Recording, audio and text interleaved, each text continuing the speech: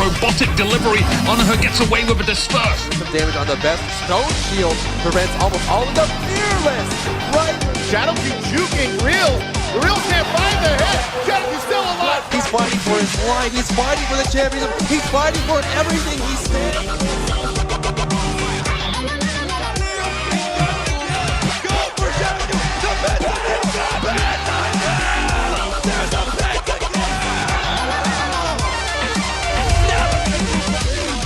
It's their game to lose. Good evening, ladies and gentlemen, and welcome to episode 73 of the Smite Update. My name is Octane Pro. Joining me, as always, I have both my co-hosts here, Smitten and F. How's it going, guys? What's up? How are you? Good. I'm good. What up? Yeah, so we're jumping into episode 73. If you guys aren't familiar with the show, we air pretty much every week. Things have been a little goofy recently, but we do air every week right here on Smite Game, usually on Sundays about 5 p.m. But you know, taking a look at it, things have been a little off recently. There's been tournaments and other rebroadcasts and lots of great stuff going on, so we've kind of put off the show or tried to reschedule it. But if you guys are new to the show, this is a weekly show that we go over community news, we go over kind of an update in esports, and then finally we talk about the latest patch. We have fun, we sit back, we're just normal people here, and okay, I'm normal, they're not. No. So Not normal it's very casual. So we appreciate you guys coming to join us today. So as always, let's go ahead around the table here. Smitten, what have you been up to the past week within Smite or within the video game realm? Streaming as per usual, doing videos as per usual, but I got a chance to play the new Game of Thrones Telltale game this week. It was so good. It was epic. That's awesome. Yeah, I'm very excited about that game. So actually I have a question. So, do you have to know anything about Game of Thrones to play it? No. Sweet, because I No, you have to know how to, you have to know how to like do politics, like people politics. My Other than that, my buddy recently got a job at Telltale, and this was the first game that he actually worked on. He's an artist, so nice. art is like he did some of the art in the game. I'm very excited I'm gonna pick it up and stream it for sure. Yeah. Do you want to scoot your mic a little closer to your mouth there? You're a little quiet. You were great. Are you sure you want me to do this? There we Is this something you go. want me to do? There we go. It sounds You perfect now. want this Now, can you sing some Frank Sinatra while you're at it? Like right there, just make love to that mic. Yeah, do it. Do it. Do it. It's Sinatra riot. That's not even. I've got a lovely bunch of coconuts. That's definitely not Sinatra. Well, the volume's better. The volume's definitely better when it's close to your mouth there, so I do appreciate it. We'll work it. Excellent.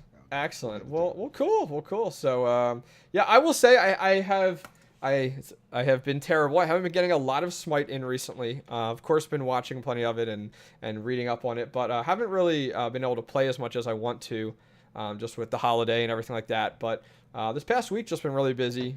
Busy at work, but also in the process of relaunching that Smite Shop website, just that little website there. If you go over there now, SmiteShop.com, you'll notice that you have some God art now. So it's been a lot of work working with high res on it, but yeah, so I've been working on that t-shirt website, which has been a ton of work, and launching the EU website this week. So you'll be able to get your Smite God t-shirts if you live in NA or EU. So been doing a lot of that. It's taken up a lot of my time. So I've kind of skipped a few streaming nights to do work on that a little bit, but I know. And then what else I do? I started up an Overwatch podcast show, so that's been some more work as well. With my man FG3000 and my girl Strangelove. What a good yeah, I didn't realize that you guys actually knew each other, you and Strangelove at all, until Strangelove is she's cool. I like her a lot. Yeah, she definitely is. So I've been really busy between the two of those there, but thankfully things will calm down after the next week or so. So. Don't worry, Smitten, you're cool too. I still have faith. No. Yeah, right. I wasn't even paying attention to what you were saying. Aww. We were talking about other cool females in the video game scene, that's all. Oh, there's lots of cool girls in the video games scene. Yeah. Like Lol Renee, that's my girl. Brilliant, that's my girl. I don't know her. Are you serious? How do you know? I've seen her stream. She's alright. She's pretty funny. I don't I know love her. Renee. We don't She's hang so much out. fun in person. I don't get burritos. Like, Aw.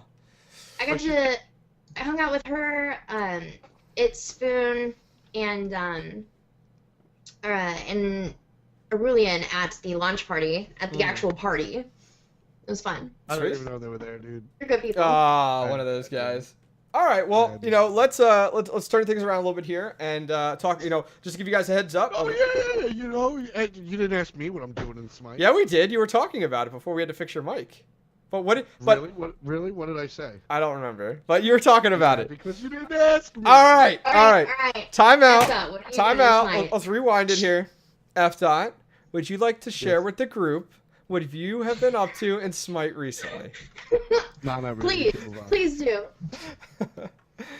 Can you share your I local? actually just got back streaming. I lost my voice really, really bad, so I'm just getting back into the swing of things. It sucks. I didn't stream for like 2 weeks. I sucked, but we're like getting there. So now I'm good. Good. Sweet. Good deal.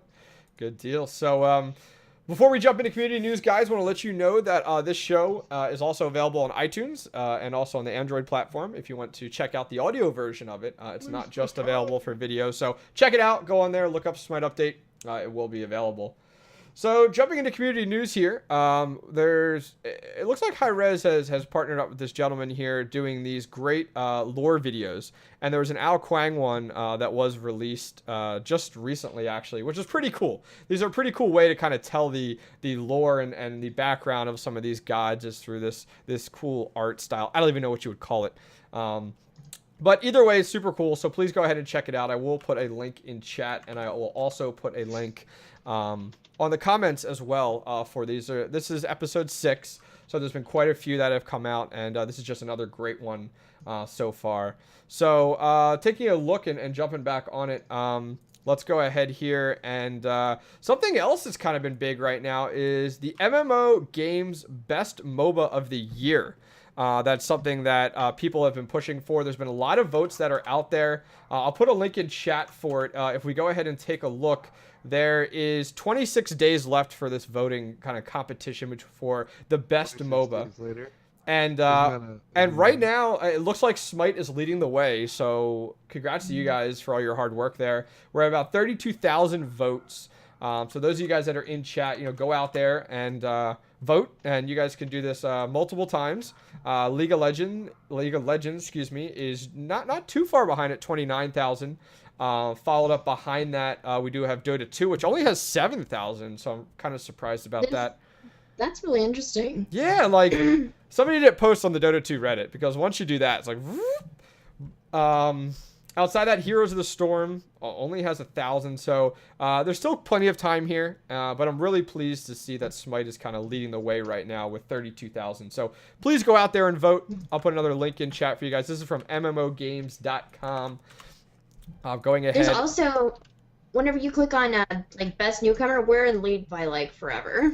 Let's take a look here. By twice as much. Wow, that's awesome. We beat ESO. Well, that's kind of nice, because like with best newcomer, you're not going to see like League of Legends in there. You're not going to see Dota 2, who are not a newer game released in 2014. So I'm happy to see that. As you said, Elder Scrolls, Hearthstone's in there, great game by Blizzard, WildStar. So I think we have a pretty good chance in there, to be honest with you, with MOBAs to be listed. That's pretty sweet.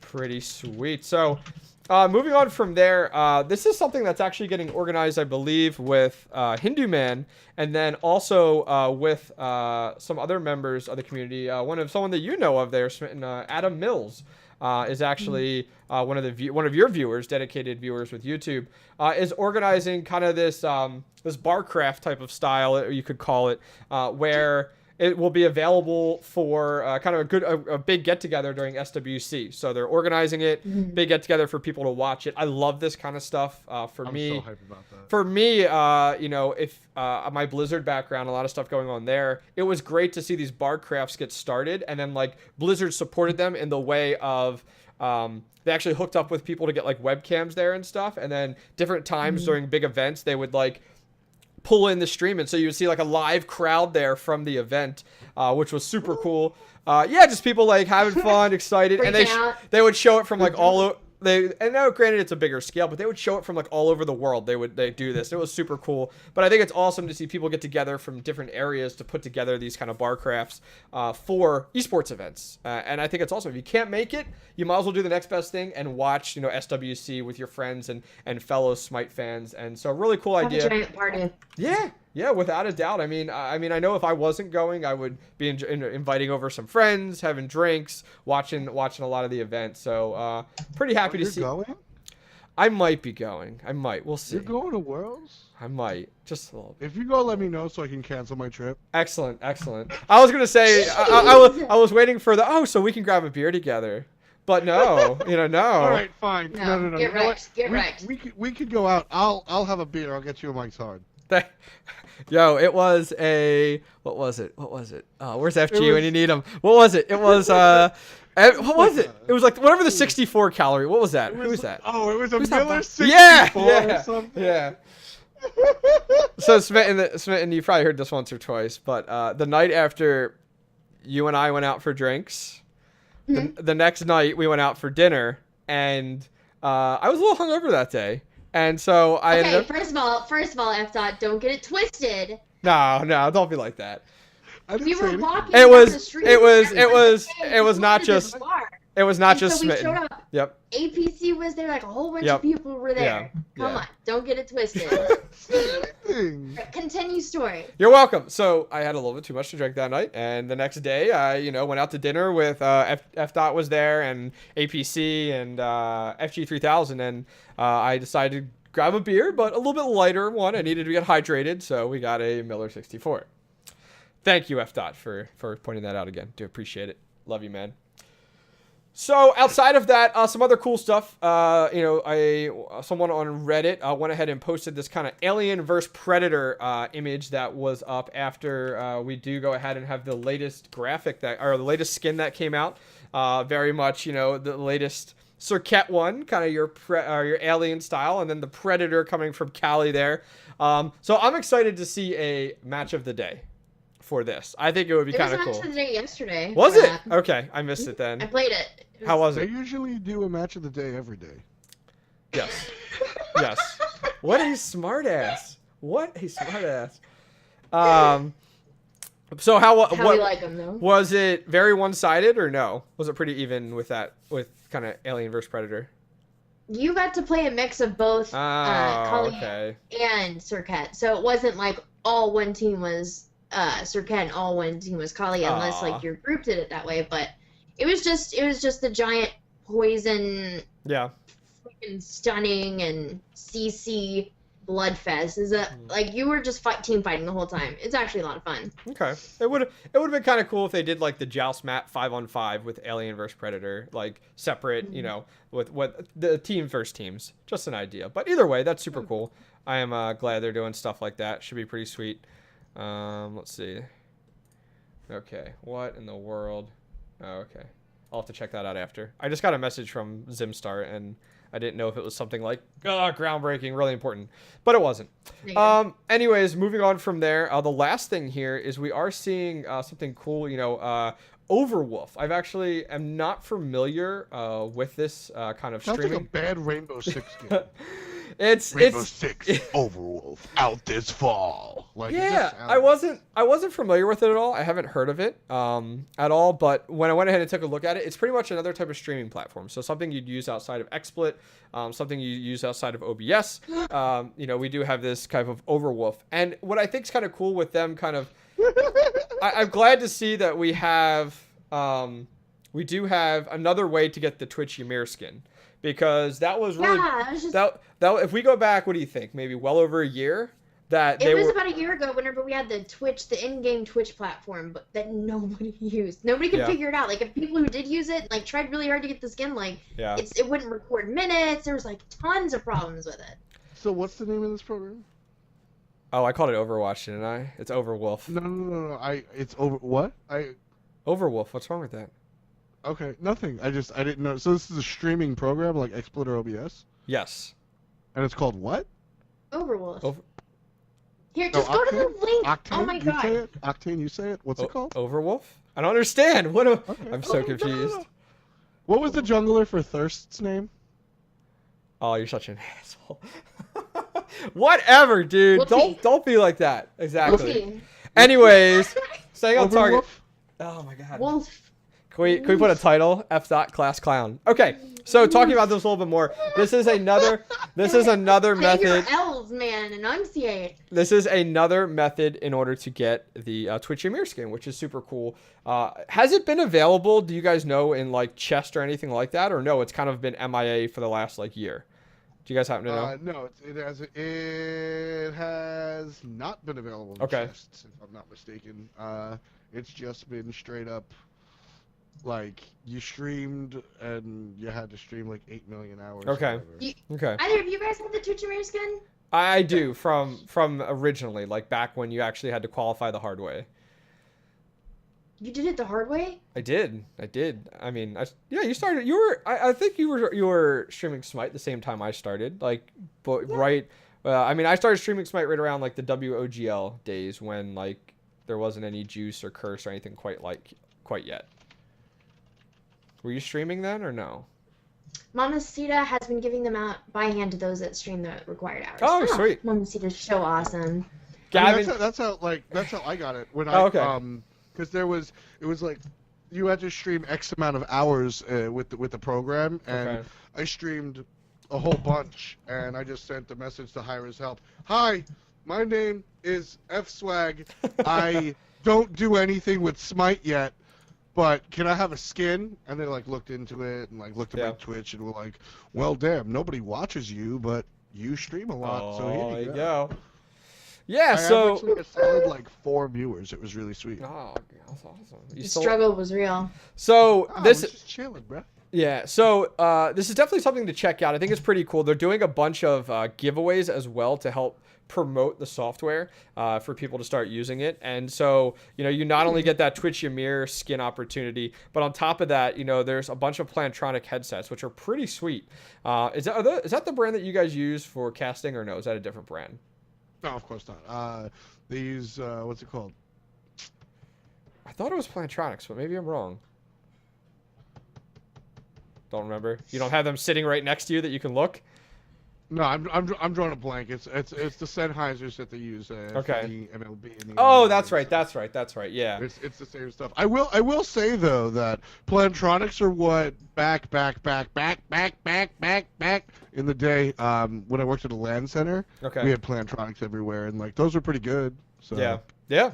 They're not decent for the bad. price, at least. Oh, yeah. not bad. We can say that much. They're decent for the price. Yeah. So there's a lot of opportunities to win a lot of cool stuff. And once you like install the software and you start to use it, they actually track it, and they actually have like a leaderboard on their website right now. So you can see like the one guy, top number of viewers, 504, which I've never heard of him before, but I guess he's doing a lot. Oh, XFats is on there. Nice.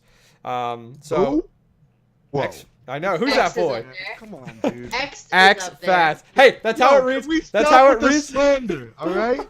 I understand what it's like to have to force people to say your name. F correctly, period. okay? F period. Hey, F period. It's F dot and fats no X, please. Thank you. It's just X. Best Loki's on there, so some people in there are pretty cool. Charlie. I love Charlie. So definitely check it out, guys. If you guys have the opportunity, something different. I don't know a ton about it. I don't know if like you can throw overlays up on it and stuff like that. It seems like it is not the type of streaming program that you can do a lot of that with. It's pretty much just, hey, it streams directly your game. On top of that, it's talking about streaming a little bit. Do you guys see that Steam is actually now coming out with a streaming platform built in? So if someday we see Smite on there, you might be able to do that right through there, which is kind of cool. They're kind of chasing after Twitch a little bit. This past week they announced it, so something a little different. That's pretty sweet. Yeah. So that'll go ahead and kind of round out our community news section. We're going to go ahead now and throw it over to F. for this week's Streamer of the Week. Yeah, totally. Stream of the week this week, brought to you by me. Oh, me. Gotcha. Incon, man. It's all about Incon, though. If you want to use the overused caster cliche, Incon, though. For those of you outside of the esports scene, Incontinentia is the support player for Complexity, the team previously known as Snipe. Yep. And he plays a different brand of support. He's very aggressive. One way. I love it. I love it. Very aggressive. And he's a lot of fun. It works out well because of how well him and Allied get along. And he's just an overall cool dude. Have you guys ever really like spoken to Incontinentia or anything like that? I have actually never met him. I've never been at any of the events that he's actually directly been at, so I haven't had the opportunity to. I assume you've met him on numerous occasions just with going to all the events more recently. Yeah, totally. He's just a cool dude. He's somebody that's been around the Smite scene for a long time. He's played a lot of different positions. He started at middle lane, believe it or not. He's got a really good ISIS. And he has been playing, what's it called? He's been playing support, like I said. And he's very aggressive. You see a lot of Chalk. Okay. A lot of characters like that come out of him. Okay. It's a lot of fun watching him do his thing. Okay, pretty cool. So, side note, I was distracted a little bit there. But guys, please go ahead and check him out. I'll post the link in chat for that as well. So you guys can go check him out. I got distracted by what Zimstar sent me, and then I went ahead and actually viewed it a little bit and realized what it was, and it's super cool. So we'll have to show it once we get to the esports section. This is something that came out of China here. So we'll definitely share that with the group. But outside of that, let's go ahead and dive into some of our community questions here. And I'll go ahead. Why don't... I was looking for this. What's that? I was looking for this. I couldn't find it. I'm going to put it in chat. This is the perfect description of what Incontinentia is. Okay. I love this picture so much. It's so good. Oh my god. Incon is always the support with a lot of kills, and Allied's like, yo, bro. I'm the Can I get one of those? Yeah, right? I'm the hunter, dude. Like, and I love the way that bear just... Looks at the turn of the head. He's like, what? Say what?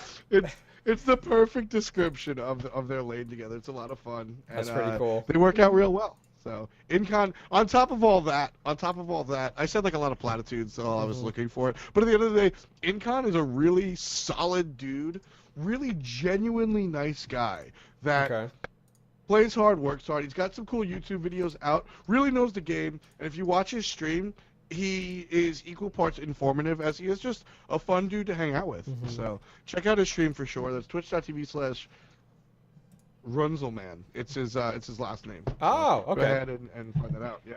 Okay, pretty cool there. So gonna have to try to mess with that. We'll get that working. But anyways, let's go ahead. We'll shift gears over to community questions. If you guys ever have any questions for the show, for us, about Smite or anything revolving around that, feel free to email them over to us, SmiteUpdate@gmail.com. And then what we'll do is we'll go ahead and read them on the upcoming show.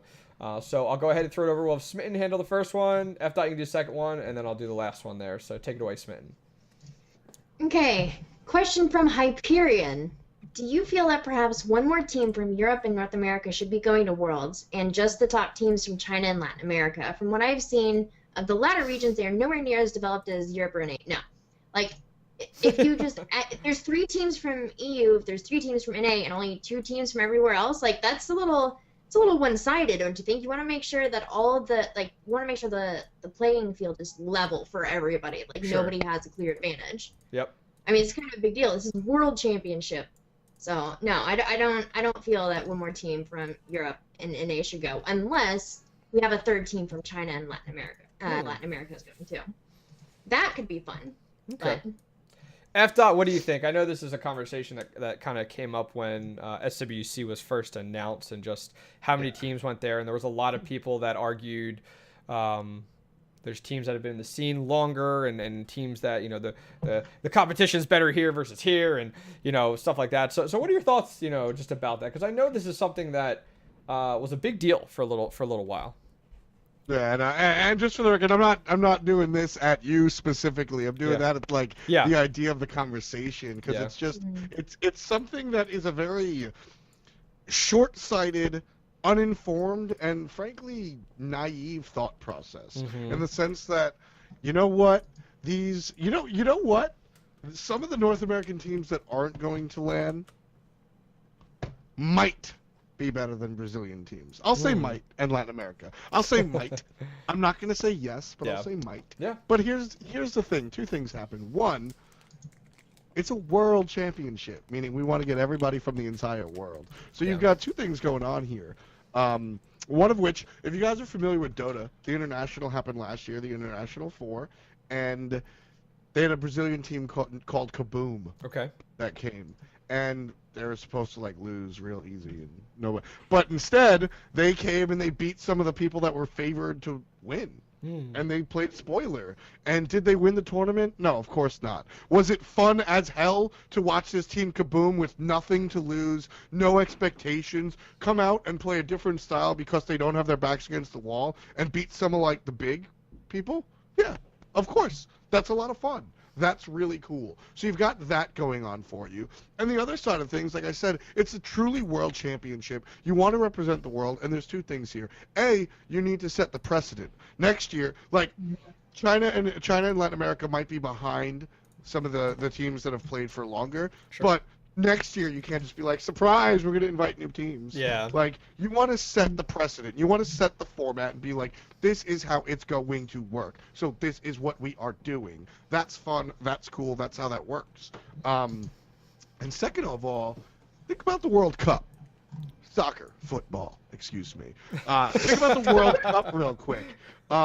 Could Portugal, Brazil, or some of the other very, very good teams field a second national team that's better than, like, I don't know, whoever's garbage at soccer? Yeah, they could. Do they do that? No, because it's exciting for each country of the world, each section of the world to be able to root for their section.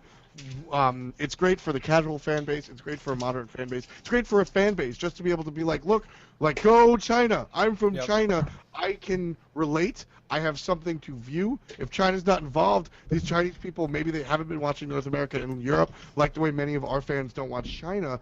Why are they going to watch Worlds at all? They're like Smite. They don't know who Team Dignitas is if we're following the same set as a casual North American fan. So it's twofold. It brings fans from all over the world, gives them a reason to watch. It sets the precedent for the future that this is the format that we want to do. And at the end of the day, it will find the best Smite team in the entire world, which is really what we're trying to do. So it's just more fans, more fun, more competition. So I think that this is the way to go. And some of the teams might be lopsided with skill for now, but that's not how it will always be in the future. And this is the very first one, and I'm excited as hell because of the format we have. Yeah, I think a lot more people will agree with the setup once we reach, like, maybe next year, like kind of season 2. It kind of makes sense a little bit. You know, people are a little more okay with it. There were a lot of people that argued when the announcement came out of like, where these teams, here's the qualifier is going to work, and there were some people that were like, well, I've been qualifying for the last X amount of months, and this team goes to one tournament and qualifies. And so there were a lot of people that were arguing about that. Some other people were saying, oh, well, we're an NA team. We're definitely, we could beat out this team. Why are we not going to Worlds? Like, we definitely know we're better. And it goes right off of what F. had said in regards to, we're trying to get to Worlds. And some people had argued, oh, well, let's do internationals where, like, you have to pre-qualify before you get to Worlds. So North America could go against Brazil prior to going to Worlds. And so there's a lot of discussion of ways that it could be different. I'm not arguing with you, but I think more people will be on board with it as we start to move into the future. I personally kind of like the idea, as F. had talked about, how, like, NA, you only have one team, or EU, you only have one team. Now, granted, I understand how they're set up this year, makes sense, but moving forward, I love the idea of getting behind that and being like, there's one team going to Worlds, and that's COG Red, and that's the team I'm pushing for North American team or whatever. Like, I would only like that. Okay. If there were many, many different. Sure. Yes.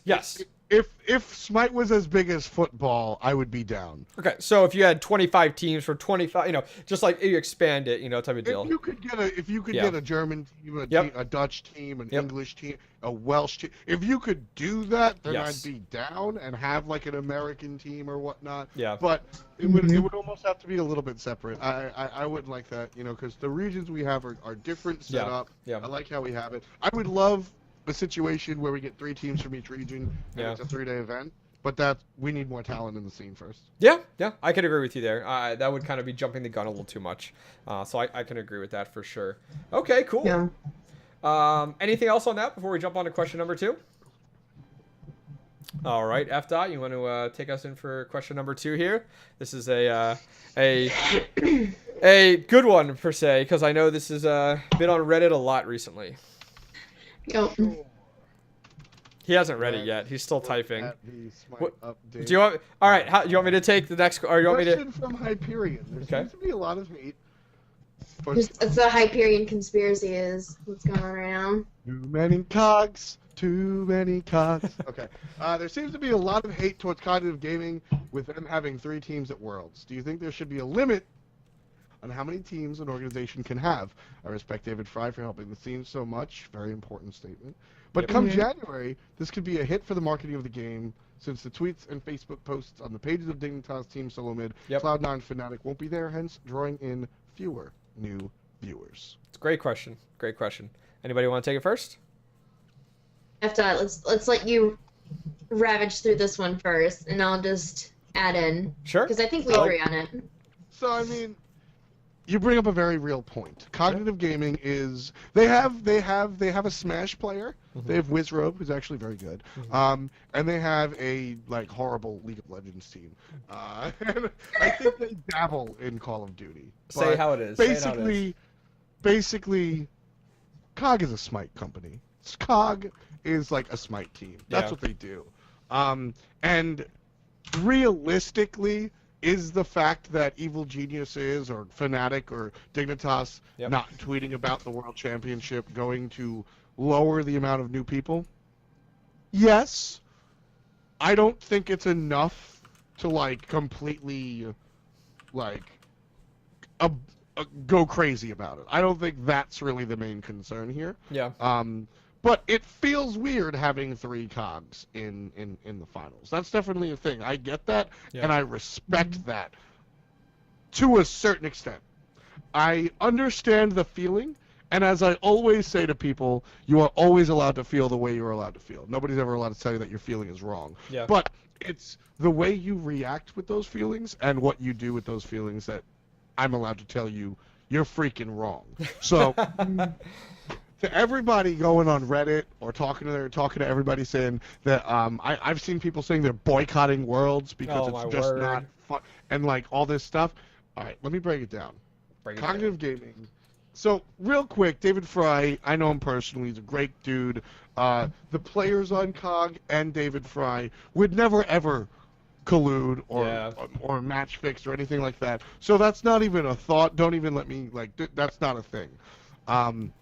I don't think it looks good because not everybody knows that. Yeah. But still, whatever. Assume the best. Well, look at the NA tournament. You know, they went up against each other, and everything was okay, and it was great competition. It wasn't one-sided or not a good game at all. So I can agree with you there. Sorry to interrupt. Go ahead. No, not at all. It's a conversation. But my problem is, and sort of like what Hi213 is saying here, and I don't mean to pick on you specifically. You just said this is a very popular statement. And this is where I'm going with it, is he says, it's going to be boring. It's COG versus COG. And that doesn't do it for him, because it's not Dig versus Fnatic. But here's the thing. None of these teams really have a legacy or a storyline just yet. You've got Team Dignitas, who's got a storyline. They've been the best, and now they are really not. You've got Complexity, who's got a storyline. They don't even really have a storyline. Their identity was with Shing, and now they're an Incon team. Complexity's storyline is different. They don't really have a legacy. Team Solo Mid is a legacy. Zimstar, freaking launch tournament, that's a legacy. They've been a team. So you've got Team Solo Mid, Team Dignitas, that has a legacy. I think you could safely call Cognitive Red and Cognitive Prime 2 separate legacies. Yeah. Cognitive Red ruled the path to launch tournament season. Oh yeah. And Cognitive Red ruled season 1, regular season. And then you take a look, like I said, you've got Team Solo Mid, you've got Cloud9 has no legacy. They're a different team than Cloud9 used to be. Yeah. Fnatic sort of. Fnatic's legacy is the fact that they are the team that everybody got kicked off of a team. That's it. Yo, way to say it Mortality- straight. Way to say it straight. Mortality doesn't really have a legacy yet. Yep, I agree. SK Gaming has a legacy. That team has been the same. So you've got SK Gaming, the same team for the launch tournament, ups and downs, fantastic on LAN. You've got Team Solomid, the same team that you saw win the launch tournament. Cognitive Red ruled Season 1. Cognitive Prime ruled preseason. Dignitas went from the top to mid to bottom. Yeah. That's really all the great legacy storied franchises in Smite. Yeah. Right? That's what we have here. So it's not like we have a Yankees-Red Sox legacy. There is no Lakers versus Celtics ultra rivalry. There is no Man City, Man U going on here. That's not anything. We're not missing that because, like, Walmart brand 1 through 17 are going. The thing I have to say about people that see that COG versus COG is boring is that this isn't a... Esports is different than traditional sports where brands come after teams, not vice versa. Yeah. When you're a Yankee, the Yankees came out like the 1800s. That's you join the organization. Cognitive and sponsors come to you. Fnatic is an organization and they're new, but Exposed Secrets isn't a new team. Yeah. They've been together for a year. You know? You take a look at Cognitive Red. Oh, well, it's a sister team of Cognitive Gaming. The Game Changers is that team. Vicious and Delicious is Cognitive Prime. And Agilitas is Cognitive Aquila. So, if you sit there and say that COG vs. COG is boring, you're looking at it very short-sightedly and, frankly, uninformed. It's not COG vs. COG. It's Vicious and Delicious, or Exertus Esports, versus the Game Changers. And there is a corporate entity, there is a Cognitive Gaming, but they are 15 unique individual people, players, fans of Smite that have given up a part of their life to be a part of this scene. And because they wear a specific jersey, that doesn't dictate who or what they are. So COG vs. COG might be boring to you, but Vicious and Delicious versus the Game Changers is not, because the Snoopy Barracuda matchup is very interesting. It's not COG vs. COG. Looking at the two, Eonic versus Jeff Hindler trying to get Hogs, is interesting. It's not COG vs. COG. There are individuals and teams beneath this name or title of a sponsor. So the point you bring up about the fact that Dignitas isn't tweeting out to prospective fans, that's real and tangible, and I understand that. But every other aspect of this conversation is completely moot. And for the people out there that are saying they're boycotting and stuff like that, that is like very, very, very. You are doing a disservice to the players that you so support. Yeah. Okay, but now I have a question for you. Do you think that that there should be a limit, though? Because if you look at it, and I'm taking away all context here, okay? So blank slate, everything, every opinion that you have about the whole situation, and just think about it from a business perspective. Say we're selling flour, and we came in, and there's only 10 dudes in the region that sell flour. Okay. But you figure out a way to improve the quality of your product and how much that you can produce, right? So you figure it out in this one area, and then you're like, hey, I'd also like to do it here, here, and here. Well, the more that this person owns of the flour business, it starts to become a little bit more of a monopoly. Yeah. And I'm not saying that that's precisely what's happening here, but it does. I'm really, really happy for COG Prime and Aquila. I'm really, really happy for them. They all deserved it. They have talent, all right? That's speaking to what you were saying, F-Dot. But, like, it does look a little funny. Like, it does feel a little bit funny. You're kind of like, oh, that's so awesome. I love these people. I love these players. And you're like, it's kind of three constant worlds. So like, do you think that there should be a limit in the future for how many teams an organization can have within this one game? Or, of course. Sure. Of course. All right. So what number is what? One. Yep, One? I agree. With everything that I just said, giving the proverbial finger to the people out there that are saying, oh, too many cogs. Like, no, I agree. Now, there are other esports out there that have already made their rulings about that, and I respect those, and I think that's the right way to go. Yeah. There's a difference in our dichotomy, though, so I can touch upon that as well. Can I give my 2 cents? Smite, are you done? Yeah, for the most part. Okay. I mean, if you have more to say, please do. I'll just Okay. talk over you. Looking at taking what F. Dot said, and full respect for COG and full respect for David Fry, and taking a look at it, what Cognitive Gaming has done for the Smite scene this past year has been astronomical.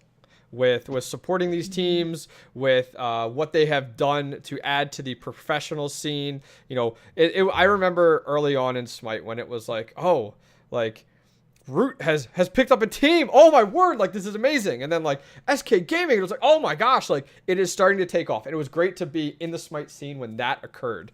Moving down the line, Cognitive Gaming did that. They gave these players financially and also supportively a method in order to get to these events, to make this a living. So awesome job, Cognitive Gaming. Looking at things flipped, looking at things the other side a little bit, and this is in a respectful way too. I'm looking at the scene with, let's take into account organic growth, or the natural growth of our scene, and that occurred pretty decently with Root coming in, with SK Gaming coming in. Then we have Team Solo Mid. Dignitas, Team Solo Mid, Cloud9. That was like your organic growth. The scene did all the work. I don't want to say me or whatever. The scene did all the work, and we're now naturally as an esport starting to grow, and we're starting to grow, and we're getting. These organizations are showing interest. They're picking up teams. They're investing in Smite for the first time. So that is organic growth, and that is what any game in esports wants and loves. And that's what they want. Teams that like a Dignitas, or teams like Team Solo Mid or Root even, that have these sponsors behind them, that have, that thrive off of this product. That, okay, the sponsors are pleased, so the players are doing a good job, not only winning, but also endorsing and pushing their products. So sponsors are involved now as well. And so that is the organic growth that I love and want to see, and that we have seen. Now put Cognitive Gaming into the mix, okay? Cognitive Gaming, don't know all the details specifically on the financial sides of it, but what I can say is that, they do have, it looks like, one sponsor on their website, Loot Crate. Well, I don't know that Loot Crate is fully funding the entire team of COG. So if it is not an organic team, what I mean by that has sponsors supporting it, so the team is being held accountable and stuff like that. They're sponsored by Fry's Electronics. Okay. Like that. Exactly. So I guess what my point is when we have a curveball, which I would call Cognitive Gaming a curveball, this kind of, and I'm making a sports analogy with no sports knowledge. I don't know why, but when I'm looking at it, it has helped Smite and the professional scene get to where they're at right now. But I don't know if it's good for longevity within the scene to be able to give any organization the opportunity to have multiple teams in one esport. I completely agree. You bring up a great point. When Saturn V goes to the moon. I love your analogies. Okay? I'm bringing out a dry. Not a flower, but now we're going to Saturn V. Okay, we go from flower to Saturn V. Awesome. When Saturn V goes to the moon, right? When a space shuttle goes to the moon, all right. What happens is you got the rocket. You got all this other stuff that shoots it into the sky because it's a big ass thing that can't do it by itself, right? So you've got this awesome game, Smite. Yep. And a pro scene needs to develop, but it's sort of a catch-22. Big organizations don't want to invest in a game that's small.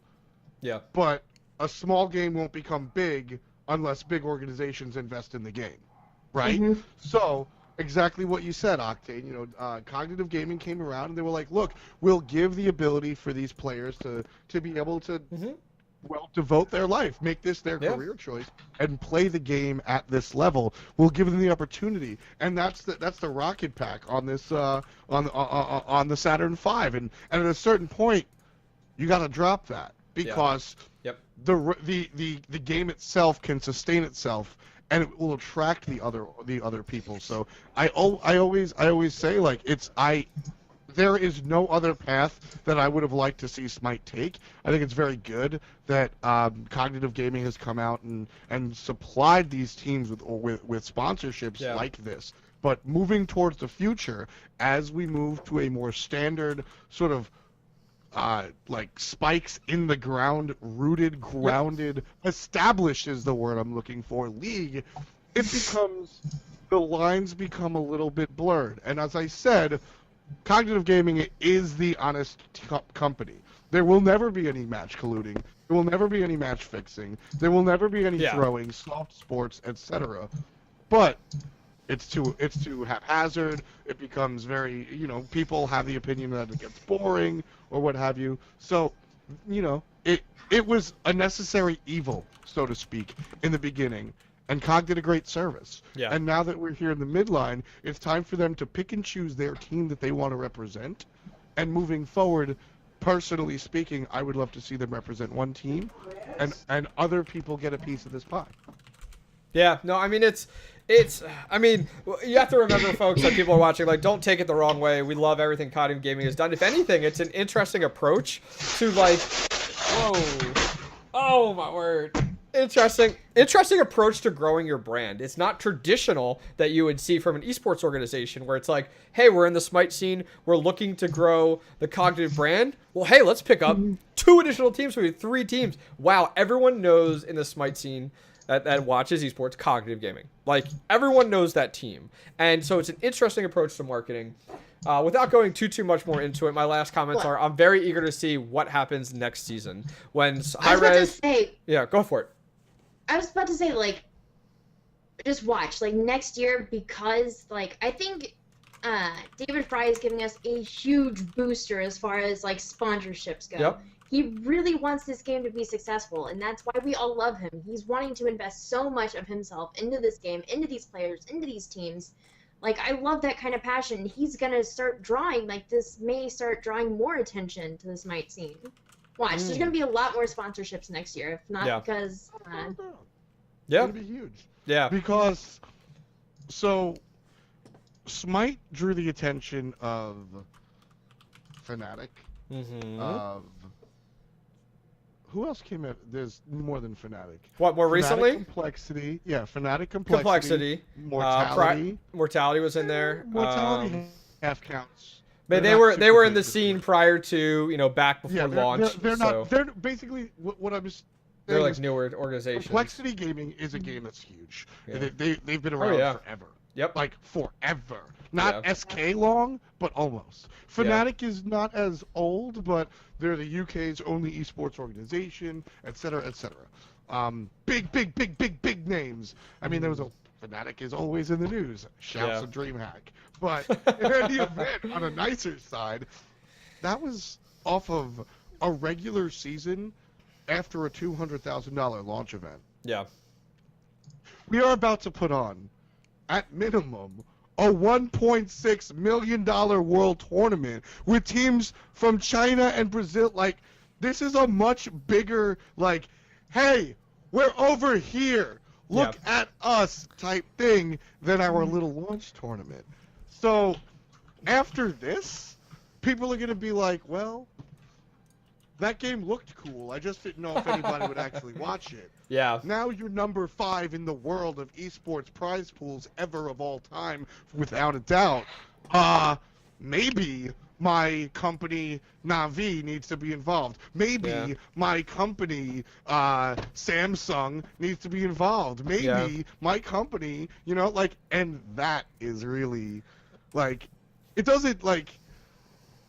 Worlds is going to bring attention to the game. Yeah, I mean, I think the big thing there is organizations or, let's say, esports organizations or brands, like, as you said, Samsung, Sony, whoever, might have their eye on Smite. Yeah, any Smite organization, smart organization, would. But they're most likely, at this point, if they haven't gotten into the Smite scene yet, they're keeping an eye on it to see what happens at Worlds. Worlds is definitely is under the microscope. It is. It's under the microscope for a lot of these organizations and companies to say, okay, like, is this viable? Let's see what the viewership numbers are. Let's see what the prize pool is, ends up being. And Think of it afterwards, like all the articles that will be out regarding the event, regarding the prize pool, the team that won. Like, it's a big deal.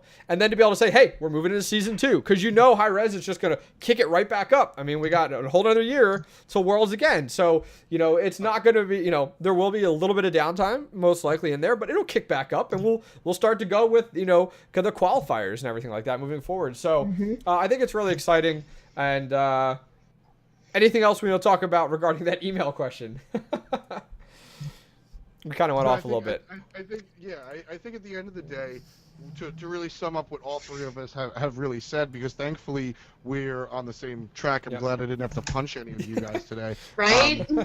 Like, basically what we said is we're really happy that COG has done what they've done. Yep. It was really important for Smite's professional scene that COG have more than one team. Now, as we get more grounded and more, well, legitimate, for lack of a better term, it's time to dial that back and allow COG to just have one major team to, one, allow other sponsors to come into it. I mean, frankly, you know, it's well, let's pretend that, I don't know, let's pretend that Navi or one of the Samsung Blue or something, let's pretend, totally making this up, that they want a Smite team while they can't have one.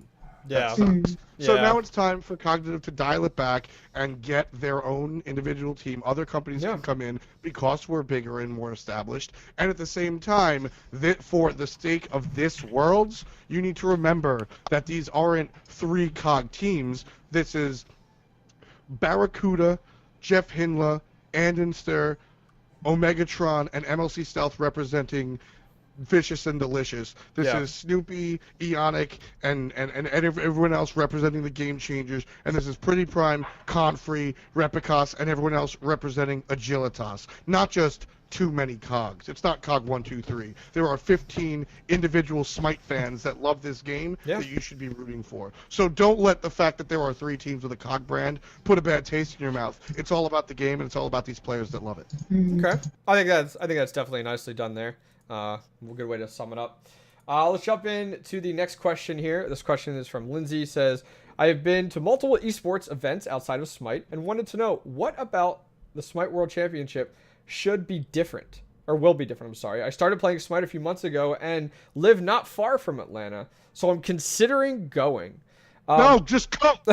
Just go. I think it is.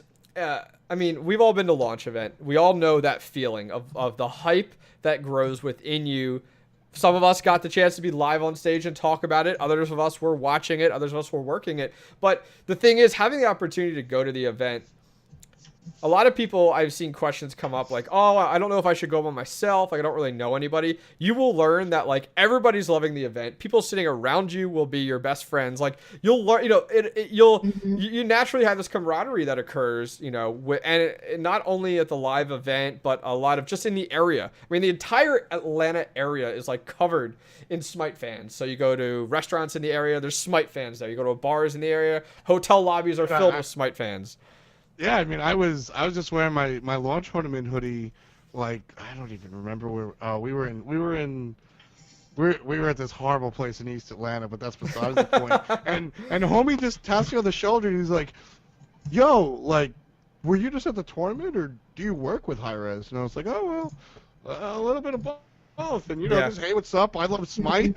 I love playing Anubis. That's really cool. Yeah. Let's go Team Dignitas. And like, you know, it's sort of like, you know, when you're wearing like a Knicks jacket, somebody's like, "Hey, you catch the game? That team is horrible. That sucks." It's the same thing. Like, yo, you like Smite? I love Smite. Let's play ARAM. Like, you know. So easy to talk and meet to people at these events. Yeah, it really is. And that's not even at the event. Yeah. Like, right? That's someplace else. You actually go to the event and it's like, well, are you here because you like Smite? I'm here because I like Smite. What's up, dude? Like, what's your favorite character to play? Like, that is your intro line to everybody that you meet at the SWC. That's your pickup line for What's all the hot ladies there. What's go. your favorite guy, ladies? me. Yeah, right. So, what other record outside of the environment and, you know, the hype and the camaraderie that you're gonna find? Is there anything else we could recommend for the person who emailed us here as to why to go to SWC? You get to meet, well, us. If we're going. That's right. That's right. That's all we know is going to be there. I'm actually just reading this, Lindsay. I've been to multiple esports events outside of Smite. Wanted to know what the SWC will be different from regular esports events. I'll tell you right now that there's a legitimate feeling of community there. I've been to a handful of esports stuff, and it's very much like a sporting event, where you might like chest bump the dude next to you because you're really rooting for the same team. But other than that, it's what I mean at the regional championships. Just look to the interview I did with a young man named Shark. Okay. Oh yeah, that's right. Just huge Smite fan, and like he was just super excited. So I grabbed him. I said, "Hey man, let me ask you a few questions." He's like, "Dude, it's been awesome. I got to meet my favorite players. I got pictures with Gnaw. I got to hang out with Boosh." And while I'm interviewing him on the public floor, Laz is walking by making faces at us. While Zapman is jumping around, and like Shing is over in the corner talking to Hafu, the Hearthstone player. Yeah. Like that's sort of what Smite is. Smite is very much the Smite events reflect the game itself. Yeah. The games are very serious, and when the games go on, everyone's dialed in. But the second it's time out, like. People are just hanging out, mixing around, hanging out, and everybody's just chill. So it's very much esports when it's time to play, but in between games, everybody's just chilling, and that's probably the biggest difference is that the feeling of community is incredibly strong. Yeah, I think we're also at a point now in the scene where we're getting bigger, but we're not super big yet. So, like, there's no separation between players or Smite personalities and the everyday viewer. Like, everyone's just chill and hang out, so no one really has that problem with just like, hey, oh, you're a Smite fan, you come up to a professional player and want to say hi. Like, no one's like, oh no, like, I'm not going to talk to you, get away. Like, everyone's so chill because everyone's just another gamer. Like, the only difference is that guy's a little bit better at the game than you are. Like, that's it. Exactly. That's really it. Or someone like F. who's just better on camera. That's it. So, it's there's so many reasons to go. The launch tournament was amazing. All of us, I think, can agree on it, and the Worlds is going to be one of a kind. So we're really looking forward to it. So make sure you go if you financially can afford it. And it sounds like she's not far from Atlanta. I think that would be great. So I would recommend going. If you are like close enough to drive, you have to go, man. It is so much fun. It's great. So somebody had mentioned in chat about another SWC being held in like Europe. Do you think that, I don't know that we're there yet, maybe down the road, a few years down the road, let's jump like 3 or 5 years down the road when we've gotten our traction, we've gotten our growth, where the world events can be held at different locations outside of Atlanta. Granted, it's very convenient for high res, but I would be awesome to be able to see them kind of like, DreamHacks or like MLG has different locations and stuff like that. Like, it would be great to see different locations come out of Worlds where, they go to Europe. And I'm not thinking 5 years down the road or more. I'm not thinking right now. I think it would be good for the scene to be able to do that. I mean, granted, you do have ESL Studios, so it's available for the smaller type of regional events, which I think is great. But I'd love to see that. I think that would be cool if logistically it worked out. Okay, with that being I mean that's the examples. The examples you gave are a little wonky. I think the best example to give is the American Football Super Bowl or the League of Legends finals. Okay. Those rotate venues. Okay. Excellent. So for League of Legends finals, that's sort of because the Super Bowl essentially the way that works is there are, let's say, 30 teams in the NFL. Okay. I'm wrong, but who cares? But there are X amount of teams in the NFL, and each year the Super Bowl is held at a different one of those stadiums. But that's because the league has teams with home stadiums, right? Yeah. And so it goes around the country, and it's like, the Cowboys are from Dallas, and the Super Bowl will be at the Cowboys Stadium this year. That's cool. That's a fun experience because it brings the fans from all over. League of Legends, they have a traveling finals, which is interesting, but it feels weird. Okay. I like having a dedicated. I like saying it would be really cool if Atlanta was the place. It's the hometown.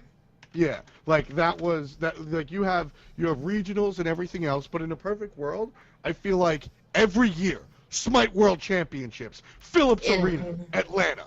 It also does something for the brand of Smite in the Atlanta area, as well as like Georgia, and then on top of that, like just connecting the two. You know, I'm looking at it like a lot of it, like I take StarCraft 2, I connect it with Korea, like right off the bat. That's how I connect it. So it would be something different, and I'm looking at it from your perspective to be able to connect Atlanta and Smite moving forward down the road.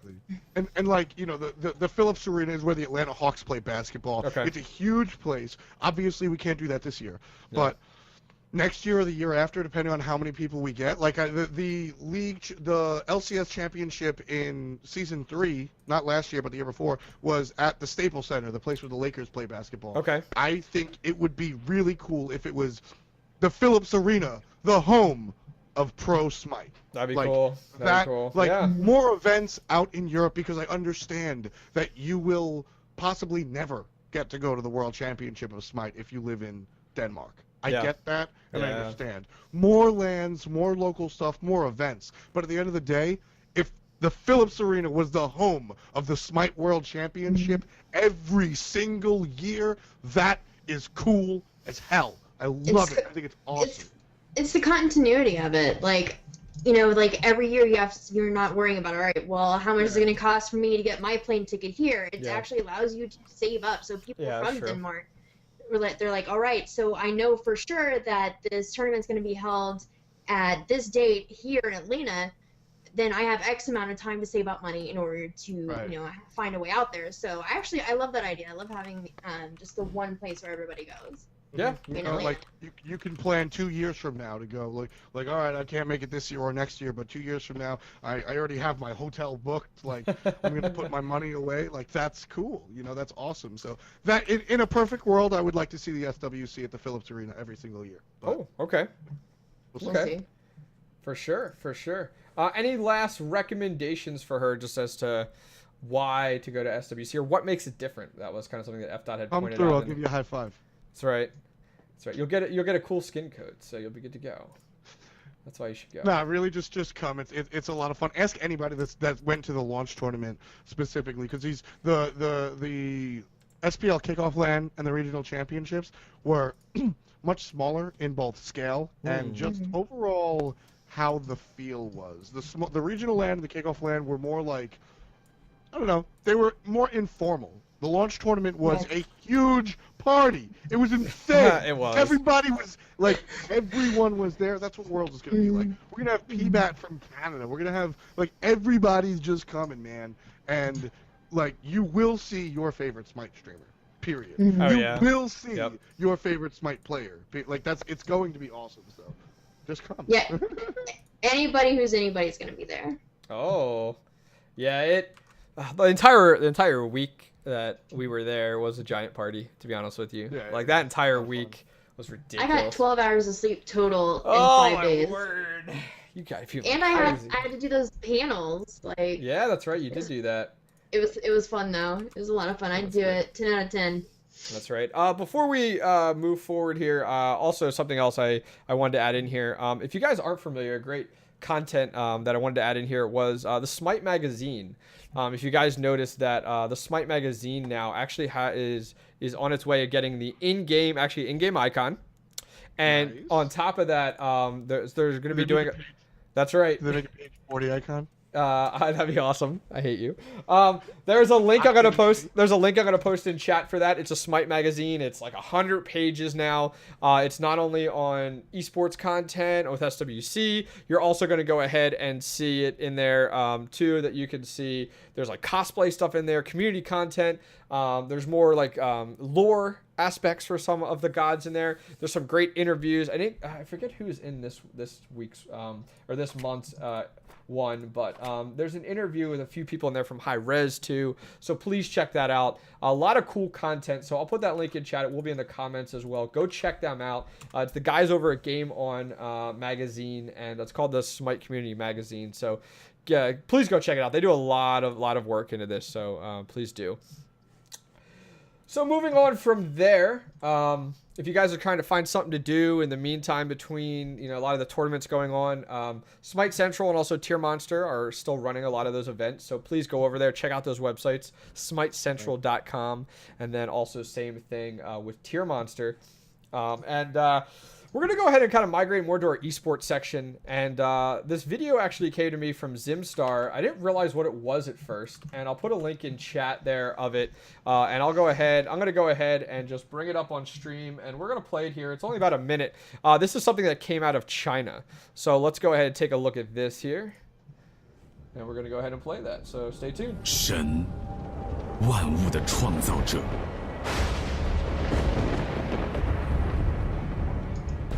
儿时所敬仰的力量，将在指尖汇聚，并一一释放。过去的经历，此刻将成为积淀的力量。狂热、信念、荣誉，去传承。意识、技巧、策略。 去颠覆神之战场，我必倾尽全力。一个崭新的对战时代即将来临，这将是最重要的胜利。2015年1月，神之浩劫世界总决赛等你出战。Tell me, oh my word. That is so hype. Tell me how awesome that was. Seriously, tell me, like, he said that to me at first, like, it came up with some, like, Chinese commercial, and I was like, what is this? I don't care about this. And then I, like, let it play for a second, and I was like, oh my word, like, how can you not watch that and be like, okay, I'm going to SWC now if I live nearby? That was pretty cool. Yeah, he was telling me how long it took to get that together. Had you seen that before, F. Dot, or no? Yes. Okay. Like 5 minutes.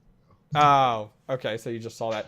I haven't seen that. That is amazing. Yeah, I think China does it right when it comes down to hype, like, about esports stuff. And it's crazy how they, to me, like, looking at, like, American football, how they do all these, like, cool, like, green screens and graphics and stuff like that to hype up the players. And, like, they do that in China with their gamers, and I think it's amazing. And, like, that was awesome. We got to, who all did we see in that video there? We saw Lassus, Zimstar. Yes. Who else was in that? There was a Chinese player, I'm not sure of his name, who was like Guan Yu. Kind of the Guan Yu erupted out of him or something like that. Right. Who else did we see in that video? Anyone else you guys can think of? Was that, I couldn't tell, who was the person that was on the steps? Was that the Chinese player? Oh my word, I'm not going to remember. I was trying to see what other players we actually saw out of that. I have to, like, cue it back up and take a look. Either way, though, I wanted to share that with you guys. I thought that was super cool. Get you super excited. China, keep it up. They're doing some pretty cool stuff over there for sure. And yeah, so Zimstar also sent me a handful of the TSM Apollo skins that you guys can't purchase or won't be able to purchase moving forward ever, he said. I question that. I bet you it'll be in a chest sometime. They always do that. Yeah, that's what they say now. Just like the Poseidon skin. Poseidon skin skin was never in a chest. It was, but it was given away in another manner. For charity? Yeah, yes. I'm down to help. I'm down for it too. I'm just saying, I'm down for it too. So that was super, super cool there. Happy to see that. Way to, like, try to, like, be like, what? You're complaining about charity? No. Anyways, so I'll be giving those. You're that guy. Yep, I'll be giving those away, guys, on Twitter, on our Twitter account. So I'll put our Twitter account in chat. And if you guys do want to check them out, they will be up slowly over the next, I'd say, little while here. So let's jump into SWC a little bit. We're going a little longer than we expected, but let's jump into it a little bit. And let's talk a little bit here about just who is qualified for SWC and kind of a little bit of the road, the path that they've taken so far. So I'll throw it over to F. Dot to kind of go over that a little bit. Sure, basically, we spent a lot of time talking about the worlds thus far. I guess we could talk about who's going. COG Red and COG Prime are the two teams coming out of North America.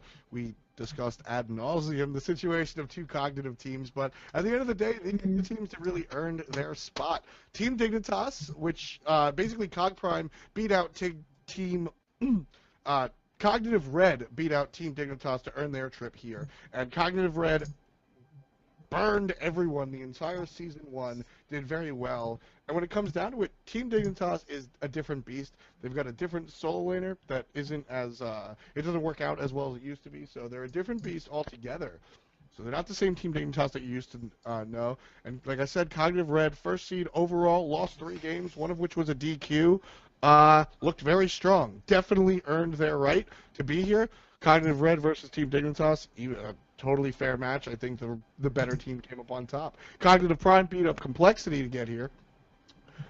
Complexity, previously known as Snipe, again a team a little more established than the new Dignitas, but still learning some things. And I think Cognitive Prime versus Complexity was a closer matchup. I think that was the matchup that a lot of people, myself included, thought that we would see an upset at, but we certainly didn't.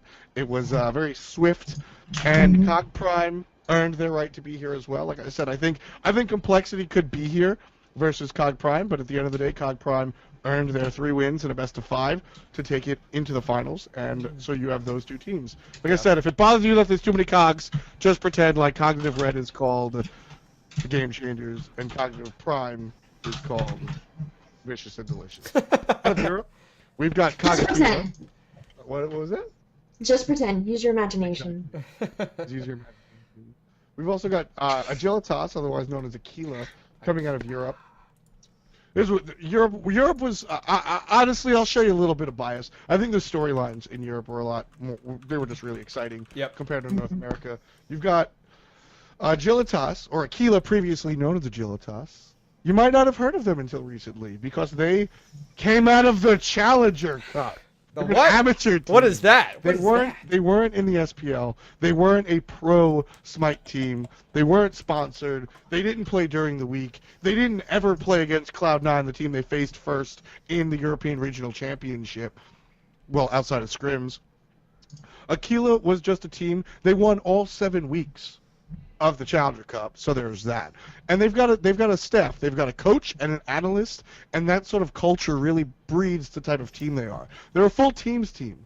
They work together. There really is no selfishness. You get the feeling that these guys don't have KDAs on their screen. All they see are team kills because it just doesn't matter. Key points to look at if you're unfamiliar with this team is Pretty Prime, the mid laner, and Confrey, the solo laner. They play 2 mages a lot of the time and destroy. We call it the Agilitas Mage Rage. They do very, very well. The whole team is talented, and they come together to be a solid team, which is why they wound up beating Fnatic to earn their way here. Fnatic they were the #1 seed, otherwise known as Exposed Secrets. They were the #1 seed overall. They got beat by the Challenger Cup team because Fnatic beats teams one-on-one. They're just better than you. Zalia's better than your solo laner. Funball's better than your hunter. Frostyak's better than your jungler. But at the end of the day, Aquila as a team was better in that set than Fnatic as a team, and that's what won them the victory. One of the biggest games we've seen all season was Cloud9 versus Agilitas, Game 2. Agilitas was down 0-1. If they lose the second game, they lose and they go home. Yeah. Instead, Cloud9 pushed into the Titan after getting 3 Phoenixes down, bring it down to 10% or less, I'd say 5%. Vulcan and Ares come, push out 3 waves of fire minions and 2 enemies with kills. They go ahead and win that game. They win the next game. They win the next set. They're going to Worlds, and they were supposed to not even make it to the LAN tournament because they're not professionals. So that is one of the coolest stories. It's my pinned tweet right now on Twitter. It's one of the coolest things to see these guys come from literally nowhere to beat professionals. And now they're competing for $1.6+ million. Yeah. That's insane. And SK Gaming, little more storied, less storied there, but not the #1 seed, nowhere close to the #1 seed. But they always do well on LAN because of a number of reasons. And there they are. The Lanimals took out Team Solo Mid and Mortality Esports to go ahead and claim their trip to the World Championship. So a lot of cool stuff coming out from SK Gaming. Reals and Maniac really turned it around. Leading up to this tournament, Maniac expanded his god pool in the opposite direction. He usually plays healers. He picked up Bakasura and aggressive stuff. Nobody expected it, and that's really what spurned their victory into the world, so we've got that. Out in China, you've got OMGA, who was a favorite. Everybody expected OMGA to really get here. to where they're at, they play standard, like what you would expect from a Chinese team if you're familiar. Yeah. The Chinese scene is a little bit different than the North American and European scenes, just like Europe is different than North America.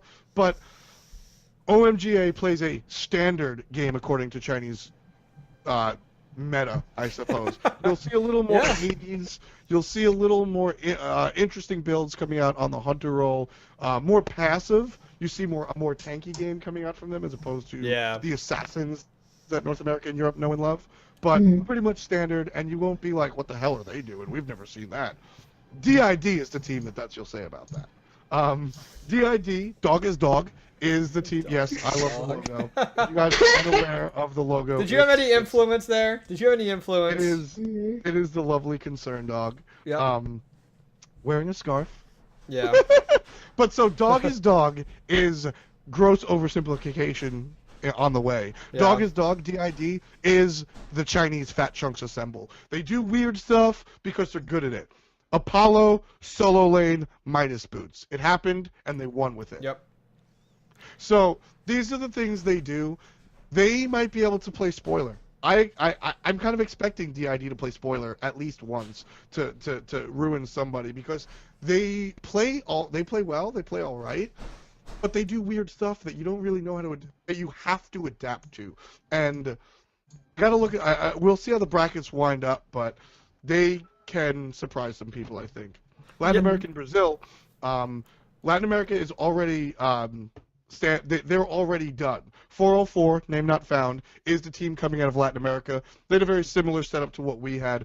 Open bracket for the Challenger Cup. They had open bracket tournaments, or seed points, etc. And then they had a regional championship. That was last week. We actually covered some of that on Smite game. So 404 is the one that made it out of Latin America. Yeah. Brazil will be this weekend. There is a weekly. Ooh. You heard it here. This is the official announcement. Uh-oh. There is a North American and European weekly this week. But in addition to that, we'll also be covering the Brazilian games, I think. So you'll be able to check out that. They're the only team not left. Brazil is the only team not qualified just yet. And on Monday, we will have all 8 teams going to Worlds. So it's going to be very exciting. Yeah, next week will be cool. I think we'll see a decent amount of content too coming out of High Res just on each of the teams and stuff like that. I mean, I think it'll be great to see that. Pretty cool to hear that they'll be doing a weekly this upcoming weekend. I think that's great. I feel like we haven't had something just like that in quite some time. So happy to hear about that.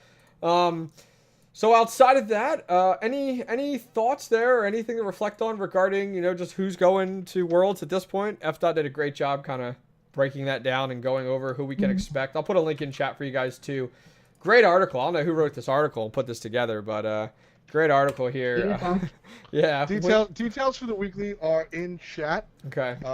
We have that link right there, and there's also a link on Reddit that I won't link you to, but go ahead and. No, that's fine. No, I think this is great. We have that link there. So to upvote it. Yeah, that's cool. So I'm not allowed to tell people to upvote stuff. Yeah, that's right.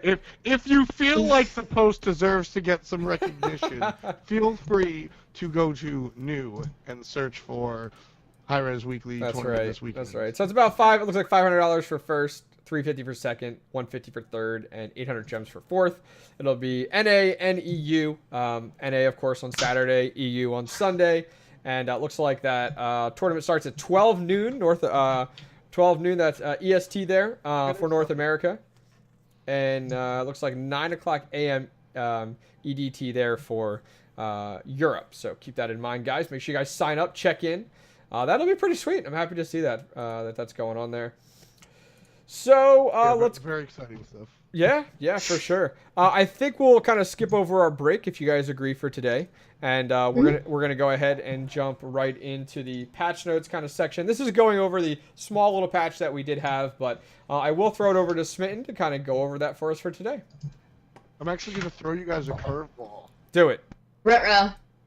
I am gonna have to go take care of some business involving that weekly. I want to nail down some stuff. I like it. I'm gonna leave you guys to take care of the patch notes. You guys are better at that than me anyway. How dare you? How dare you? Go ahead and... How dare you? I'm sorry. I'll watch you. I'll watch the stream. You're a liar. I do have some. All right, some sounds work to be done good. Before my stream tonight. Oh. So, I'm sorry that I'm leaving you. That's right. F.Dot will be on at 7, guys. F.Dot will be on 7. So make sure you stay tuned. All right, F.Dot.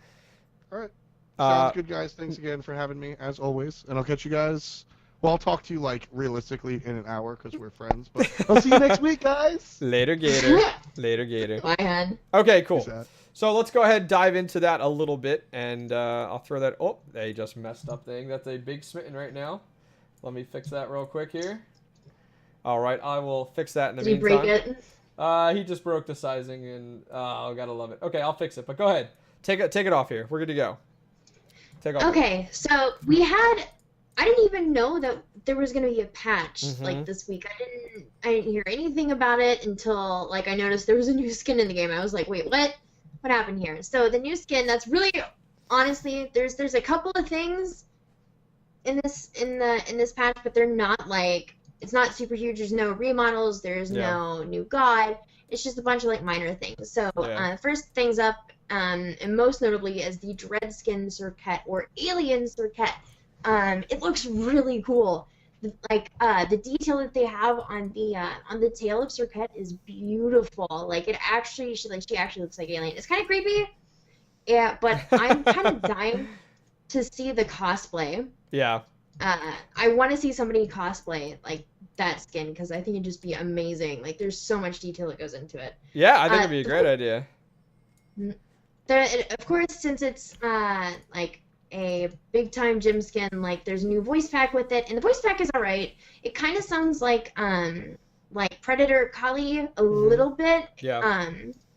But I didn't get to play around with it too much before. Yeah, and the animations are super cool. I think it's pretty sweet. I'm happy to see Hi-Rez going like back in the direction of some of these skins that aren't like funny and goofy. They're a little more serious, a little more badass. And you know, we saw that with kind of the Predator Kali, and now we're seeing that here with Circuit. I'm really happy with it. I'm hoping they continue in the direction. To be honest with you, so looking forward to that. So what else do we got outside of that Circuit skin? Well, it says that there's been additional community icons for the player icons. Yep. But there's no specifics. I didn't look they didn't to give see. us they didn't give us much detail on that.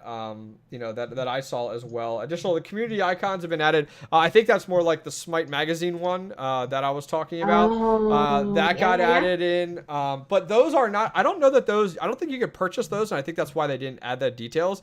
Those are like only given away through the magazine or through promos and stuff like that. I forget who else is in there. Oh, I think it's like Smite Community. That website has one as well. So there's a few community-based ones that they're giving away through there. Okay.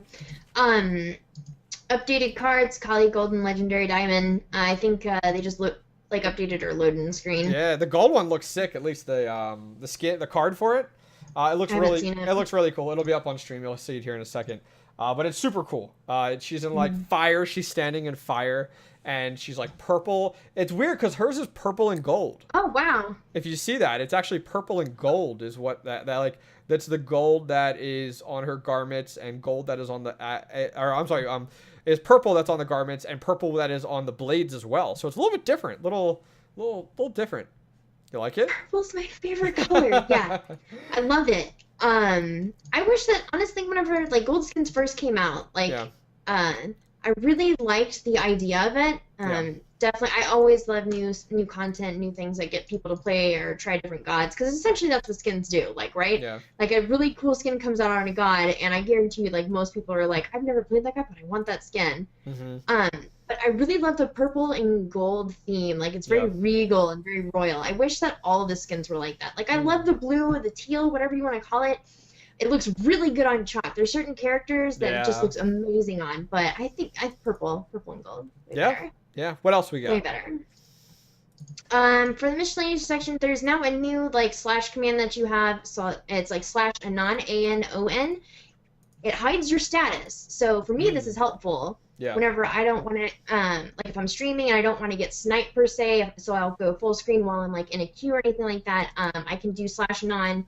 And that way nobody on my friends list, which is like 4K or something ridiculous like that. Last time I checked, it was like 4.5. It's stupid. Yeah. So like those people can actually see what I'm queuing for and snipe me.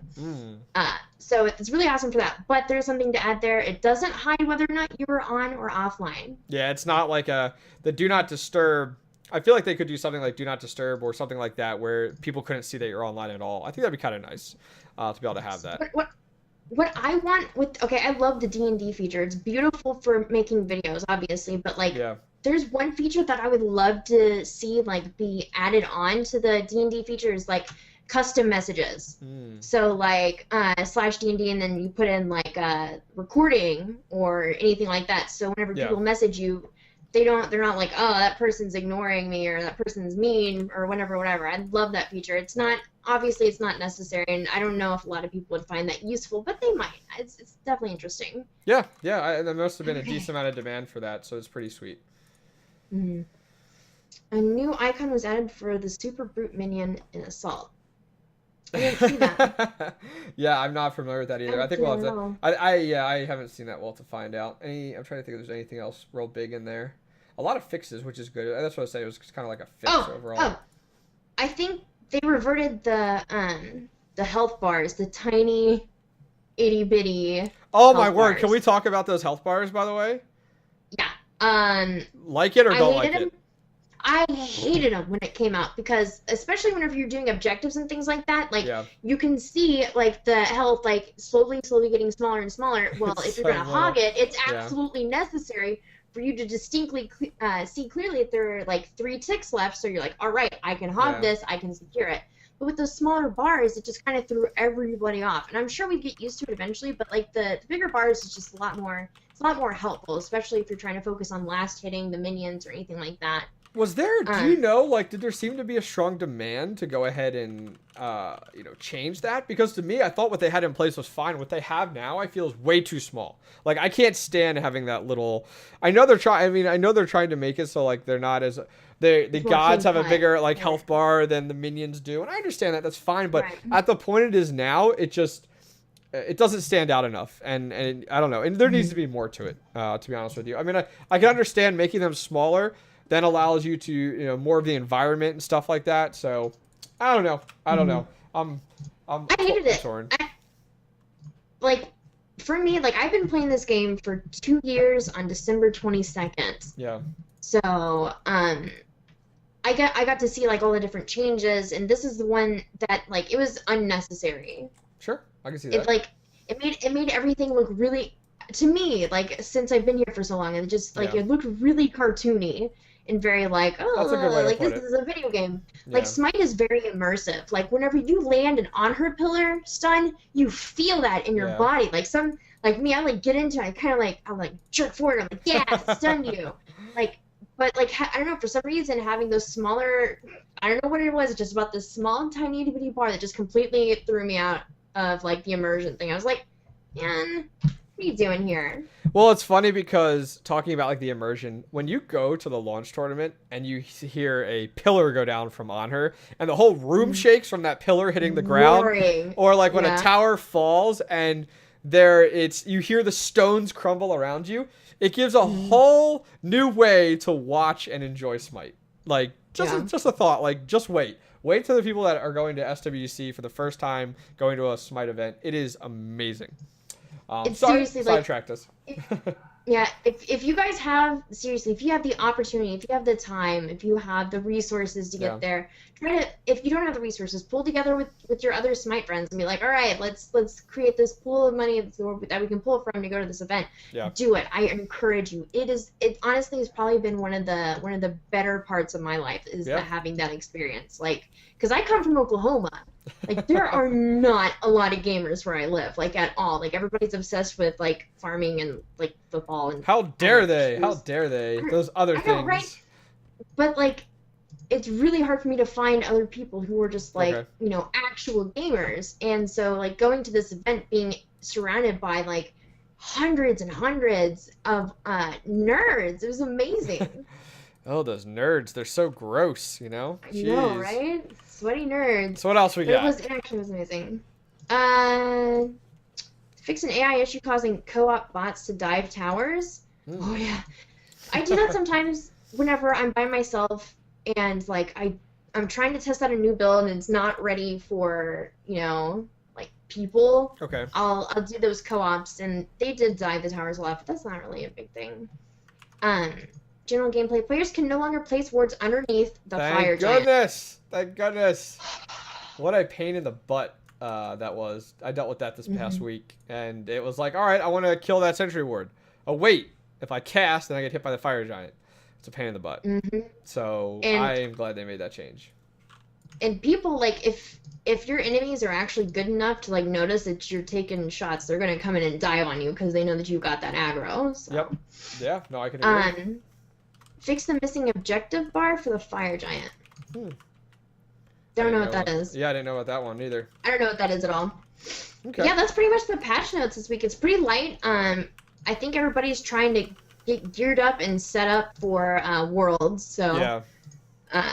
I think that the less that they release right now, probably the better. Yeah, there's a lot of cool. We gotta keep things consistent. Yeah. Yeah, I'm waiting. I think after Brazil regionals happen and then all the teams are locked in, I think over the next like few weeks, because we don't have that many weeks. If we go ahead and take a look, you got 1, 2, 3, 4, and 5 weeks until Worlds. So in that time, I think there's gonna be a lot of content coming out from Hi-Rez, a lot of announcements of certain things they're gonna have at the event, you know, stuff like that. So I think that's really exciting of everything going on there. People asking in chat, the giveaways for the Apollo skins are continuing on our Twitter, twitter.com/the-SmiteUpdate. So go over there. We'll also have a gem giveaway over there as well. So check it out. Nice. So we got, gems, baby. That's right. So we have a little bit of time, guys, before we go ahead and wrap things up for tonight. Special thanks to Zimstar for not only providing that Chinese video that we were looking at earlier, that esports video right out of China, but also for providing those Apollo skins. That was super cool of him. So what we're going to do is we're going to kind of we got a little bit of time here. We're going to spend some time answering some community questions. Smitten has gone ahead throughout the show and posted several times regarding where you guys can find that. If you're interested, it is ask.fm/the-SmiteUpdate. Feel free to go over there, and Smitten and I will go ahead and log into that and take a look and see what we have here. So, all right. First question is: Do you think that Hell needs a buff that can help her better late game? You're not doing Hell right if you're having late game problems. I am still trying to log in. So yeah, I mean, it depends on how. Hell is a phenomenal like team player in the late game. As a matter, she makes or breaks any situation in the late game with her heals, with her cleanse, with her damage is just ridiculous. You're not playing Hell right if you're having late game problems. It probably has something to do with your build. Hell needs full CDR. She doesn't need a lot of pens. She needs tons of mana and CDR, so you can just keep being spammy and switching stances and healing and doing damage and healing and doing damage. Boop and heal, chat. That is your Hell mantra. I actually got Diamond Hell the other day. Oh, really? Nice. Good for you. After forever. I throw on a little jams here while we answer questions, set the mood, have some fun. Yeah, it's a little jazz pop there, so enjoy that. So we'll go through, answer some of these. I think that's a good point. I'm not really a strong Hell player. I know Smitten, you play a decent amount of Hell, so as you said, you got Diamond, so I think that's awesome. So let's see what else we got. Why don't you pick the second one, and then I'll pick the next one. I'm going to the SWC, and I'm worried that if I bring my slippers, they'll get stolen. Advice? Probably. Just go barefoot. Go barefoot. And you don't have to worry about slippers at all. You don't have to worry about carrying them or them getting confiscated or anything like that. Let's see here. Do you think that giving only 2 teams from NA and EU each was a good idea by Hi-Rez, or should we have taken baby steps and allowed 3 teams each with less Chinese and Latin America teams? No, we just talked about this. Yeah. Like, you can't have more teams from certain regions and not other regions. So if you're, like we talked about this at the very beginning of the show. So if you want 3 NA teams to go, you need to have 3 EU teams, 3 Chinese teams, 3 Latin America teams. Everybody needs 3 teams. Yeah. Because you have to make sure the playing field is even for everybody. Yeah, no, I can completely agree there. I mean, we went into it a lot. I can agree that, we don't really... It just wouldn't work, as we talked about earlier. So I can agree with that. Let's see. I'll take one here. Let's see. Okay, this is a question that comes up a lot, and it says, do you ever think Smite will be bigger than League of Legends and Dota 2? And I will say probably not, to be honest with you. But I don't know that it is our goal to beat out League of Legends and beat out Dota 2.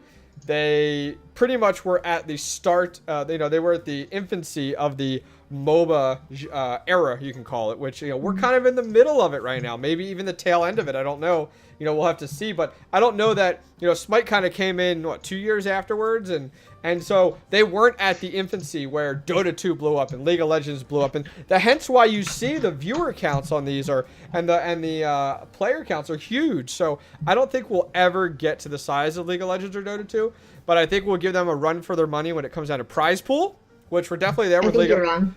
No, you're wrong. Okay, interrupt me and tell me how and when do you think Smite will go from where we're at now to being prize pools of 10 to 11 million with 20 million accounts? How's that gonna happen? Tell me. Well, first of all, League is your traditional MOBA. Yep. Click to move, like hardly any skill shots. Mm-hmm. It's like whenever you say the word MOBA, that's what you think about. Exactly. Smite is a different kind of MOBA in the sense that it draws mechanics from several other game types.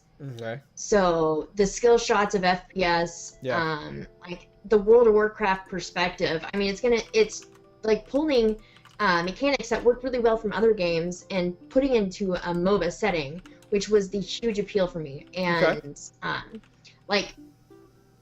I don't doubt at all that Smite's gonna be big. I don't know if it's necessarily gonna be bigger than League, but or Dota, but still. Okay. I think I have to agree with you in the sense that we're going to give them a run for their money at least. Sure. Oh, yeah. I mean, I think we're also going to see a decent amount of growth once we hit into the console genre there, once we start to top into Xbox One coming up here.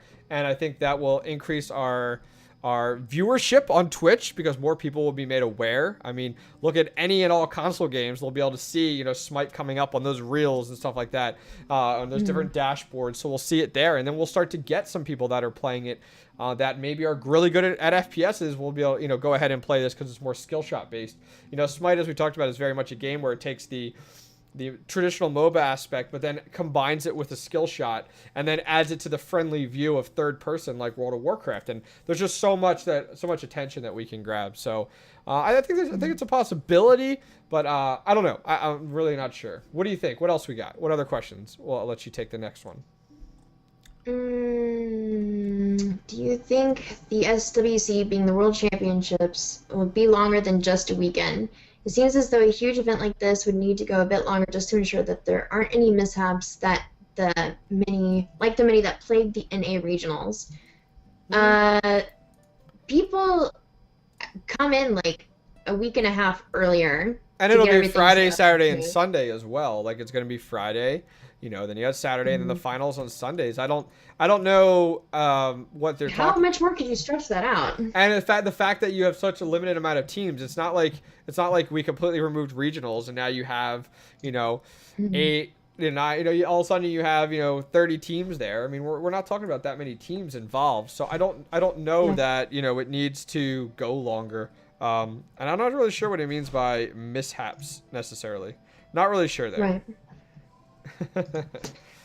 Let's see here. I have a lot of friends that play League, and I'm the only one that plays Smite. Every time I mention it to them, they say that they wouldn't play it because it's not a real MOBA, and that stole a lot of stuff from League and Dota. Do you guys agree? What do you think? I don't know how to respond to that one. Everything that you've ever experienced in a game has come from somewhere else. Okay. Like, you can't say that it stole stuff from League and Dota. It's a MOBA, so there's gonna be similarities across games. Lots of similarities across games. So no, I don't agree that they stole a lot of stuff from League and Dota. I just think that they're the same game type, therefore, or ergo, they're gonna have a lot of the same stuff. Yeah, I mean, it sucks that you're the only one that plays Smite, but Smite's not for everybody, but for the people that it is for, we're like super diehard passionate about it. Yeah, it's the worst when you see people and they see Smite and they're like, oh, is this like League of Legends or is this like Dota 2? And I always respond, yes, it is. It is a MOBA, just like those are, but it's a little bit different. And here's why. And as I said, take a MOBA, combine it with the love for first-person shooters with skill shots, and then add in the perspective of the now 10 million accounts World of Warcraft now once again, and that's what you get. And a lot of people, oh, this is Dota 2 2.0 or this is League of Legends 2.0. You could say it very much could be. It is, Hi-Res Studios took what they learned and saw from Riot and also from Valve, and they made it their own, and then made it possibly better for certain people. Certain people love it, some people don't love it. So, it's always an argument that you're going to have for something that doesn't come out originally. If Smite came out at the exact same time as Dota 2 and League of Legends became big, I don't know that we would see that same argument, to be honest with you. So, yeah. Here's a really, really interesting one. Go for it. How do you deal with this is like kind of my specialty to talk about. How do you deal with extreme VM and the sometimes poor community of Smite when in a game? Yeah. It usually kills the game for me, even when it isn't directed towards me. Okay. Yep. There are several strategies that you can utilize whenever you are in a game and there's just that one guy that everybody knows and everybody hates. Yeah. Like, they insta-lock or they call their position or the position that you called after you and they take it anyways. Yep. Or, they're just yelling at you in-game or they're, feeding intentionally. There's one thing that you can do is you can band up together with your other 3 teammates and just block him, mute him in the game, yep. And then just play 4v5. It's going to suck, but sometimes you will prevail. Mm-hmm. So you can take that route of just absolutely shutting down their ability to have an effect on you at all. Because that kind of sounds like what the question is about, is how do I keep it from affecting me? You use that mute button, use the ignore buttons. They're there for a reason. And like once you do that, you don't have to interact with that person like at all.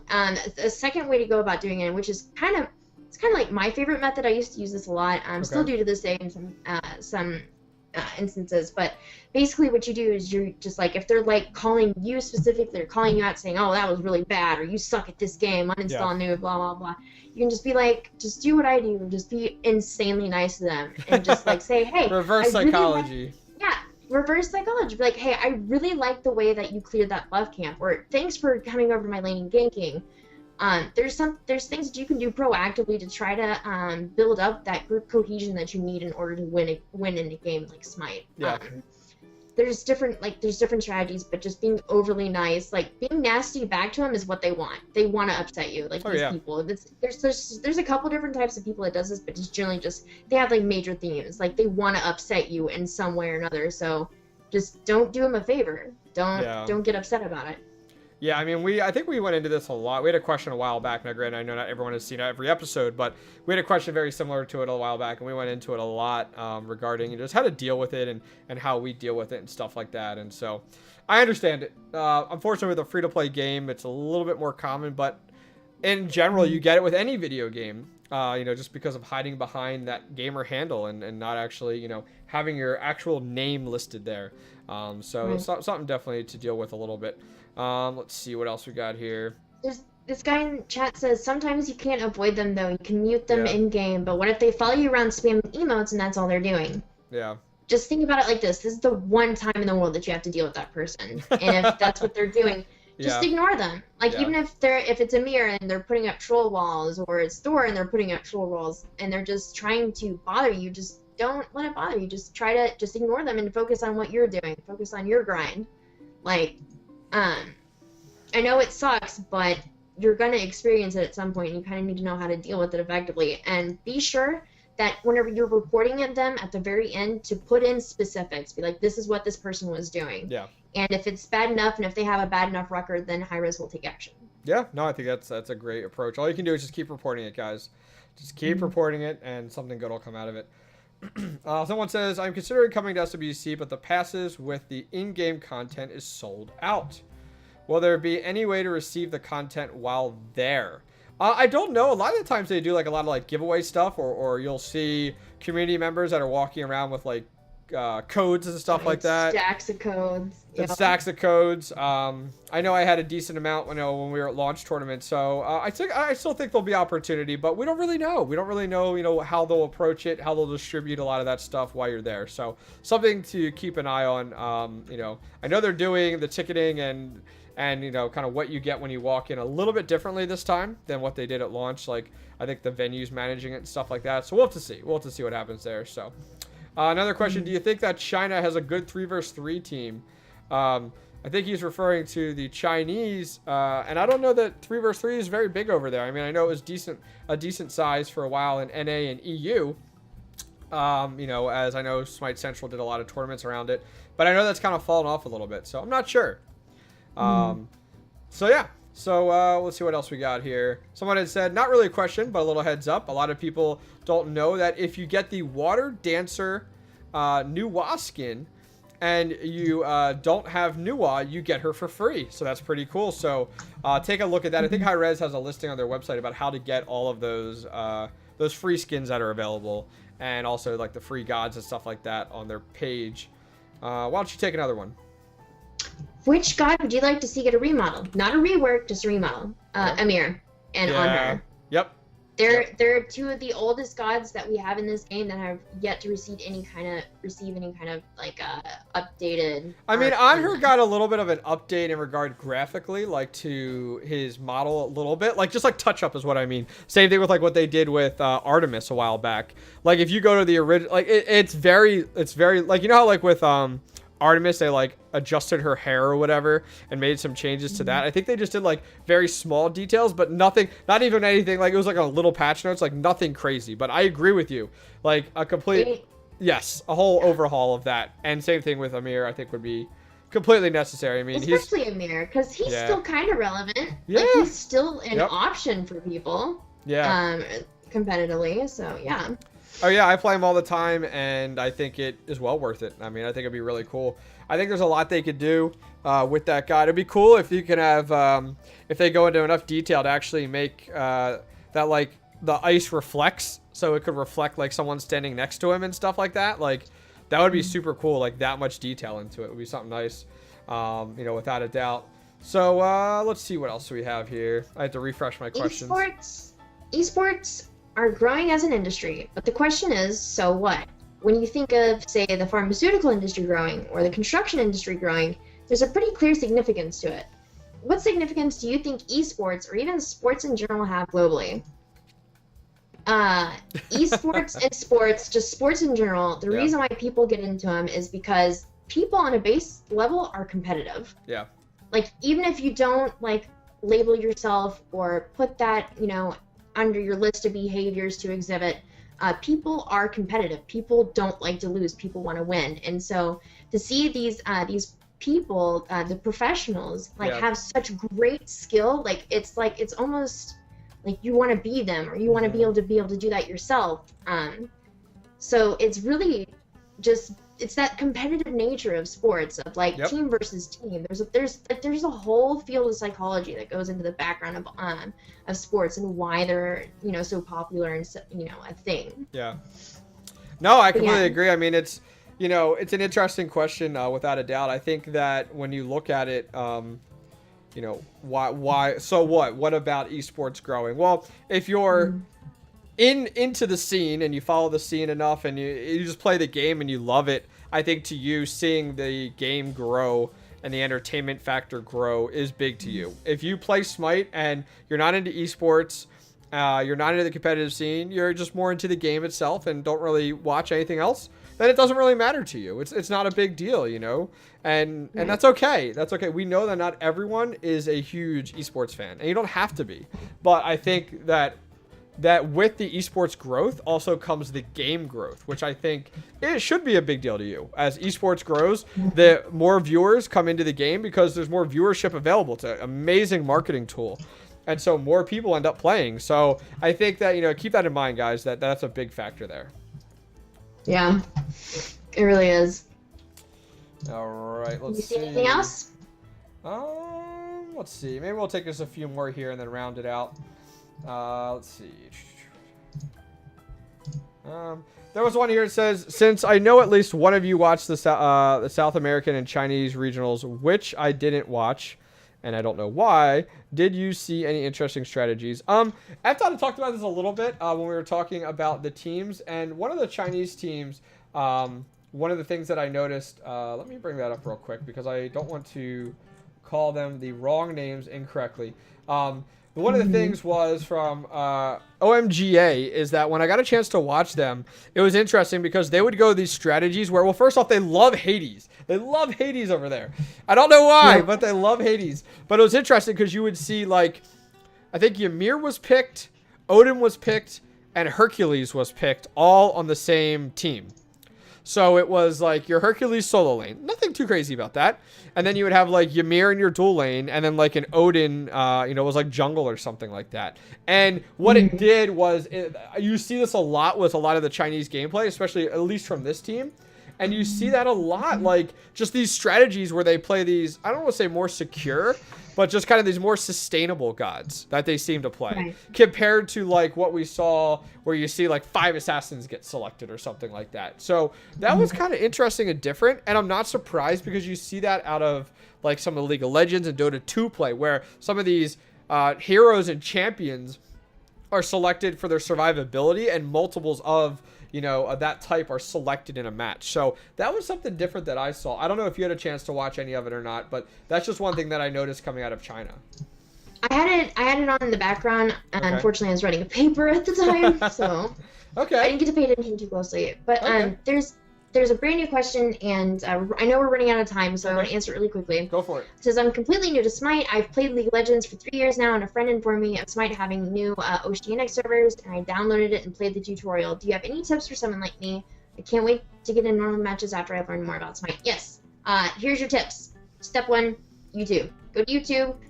If you found a particular god that you're enjoying, just look up like Aphrodite guides, or how to play this god in this lane, etc., etc. And watch streamers. Yeah. Streamers are always really excited to give their opinion and their advice on particular gods, and especially the game mechanics. So.